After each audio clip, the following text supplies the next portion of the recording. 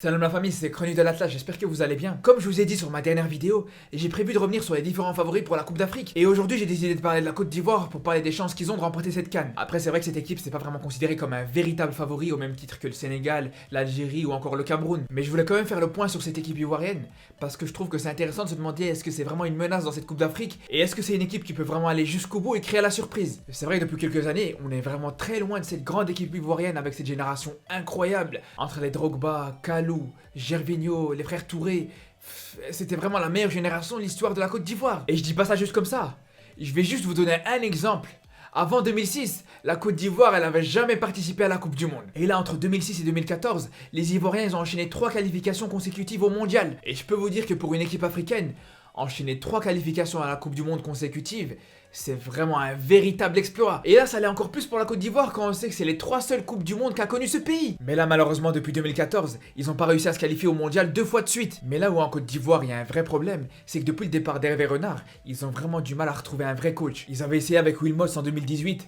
Sincèrement, c'était la pire idée qu'ils auraient pu avoir. D'ailleurs, moi-même en tant que Marocain, je serais éternellement reconnaissant envers Wilmots. Parce que c'est en grande partie grâce à lui et à sa méconnaissance du football africain que cette année-là, quand le Maroc était dans le groupe de la Côte d'Ivoire, qu'on s'est qualifié à la Coupe du Monde 2018. Je me rappelle très bien que le jour où cette Côte d'Ivoire de Wilmots a perdu à domicile contre le Gabon, ah là c'était bon, là ils avaient offert leur qualification au Maroc sur un plateau d'argent. Et là encore avec Patrice Baumel, on voit que c'est un bon coach, mais il manque un petit peu d'expérience. Et pour moi c'est vraiment ce qui a fait défaut à la Côte d'Ivoire et qui les a empêchés de se qualifier à la Coupe du Monde 2022. Donc c'est pour ça que quand on voit tout ça, on peut très difficilement considérer la Côte d'Ivoire comme un vrai favori pour cette Coupe d'Afrique. Par contre, il y a deux choses à prendre en compte quand même.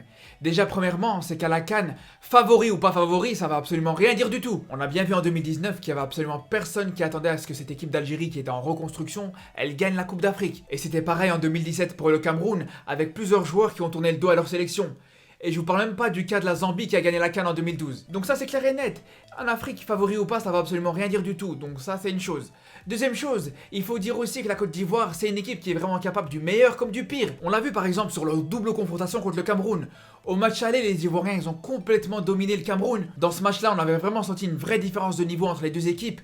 La Côte d'Ivoire aurait très bien pu mener 3-0 à la mi-temps, ça aurait choqué absolument personne tellement ils gagnaient tous leurs duels. En plus de ça, ils ont vraiment eu de grandes facilités à se projeter vers l'avant, ils se sont procurés énormément d'occasions et ils ont vraiment mis une grosse pression sur la défense camerounaise. Par contre, sur le match retour, là on reconnaissait plus du tout la Côte d'Ivoire, c'était incroyable. Et je vais pas vous mentir, j'ai regardé les deux matchs.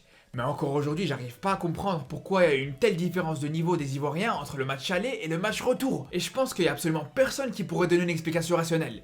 Parce que ok, on peut dire que c'est à cause du fait que le Cameroun était plus en forme ce jour-là, mais moi je veux bien. Mais quand on a vu que sur ce match retour, les Ivoiriens arrivaient pas à aligner 3 passes, faut pas déconner. Surtout moi ce qui me rend fou, c'est que sur ce match retour justement, les Ivoiriens ont récupéré plein de joueurs qui manquaient à l'appel au match aller. Et c'est pour ça qu'on sait plus à quoi s'attendre avec ces Ivoiriens. Au match aller, avec des joueurs qui manquaient, sur un terrain catastrophique, ils ont fait un match incroyable. Et au match retour, quand ils ont joué dans des conditions quasiment parfaites, là ils étaient catastrophiques. Et on peut encore donner un autre exemple.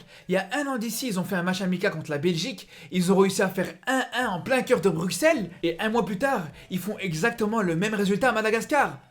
Mais c'est incroyable ça, c'est incroyable. Comment c'est possible de changer autant de visages d'un match à l'autre? En fait, la Côte d'Ivoire, c'est double face dans Batman, c'est pas possible. En l'espace d'un mois, t'arrives à arracher l'égalité contre une équipe de classe internationale chez elle en plus. Et un mois plus tard, tu te fais accrocher par Madagascar qui a pour seul palmarès d'avoir un dessin animé à son nom. Mais faut pas déconner. Mais globalement, moi je suis persuadé que même si les Ivoiriens peuvent totalement nous décevoir à la CAN, je pense vraiment qu'ils sont tout à fait capables de surprendre tout le monde et qu'ils peuvent aller très loin dans la compétition. Et pour moi, les autres nations doivent vraiment se méfier de cette équipe.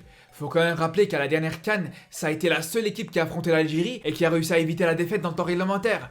Pour moi, cette équipe de Côte d'Ivoire, c'est vraiment la sélection qui a posé le plus de difficultés à l'Algérie dans cette Coupe d'Afrique. D'ailleurs, quand on sait qu'ils vont se retrouver pour le dernier match du groupe E, on peut être sûr et certain que ça va être une rencontre très intéressante à suivre. Et d'ailleurs, s'il faut rajouter une chose, là où je trouve que la Côte d'Ivoire peut vraiment être une équipe très dangereuse, c'est qu'il faut savoir que c'est la seule grande nation qui va jouer cette CAN qui aura absolument rien à jouer en 2022. Vu que les Ivoiriens sont pas qualifiés pour les barrages de la Coupe du Monde, je peux vous garantir qu'ils vont tout donner dans cette CAN. Et ça va pas forcément être le cas pour tout le monde.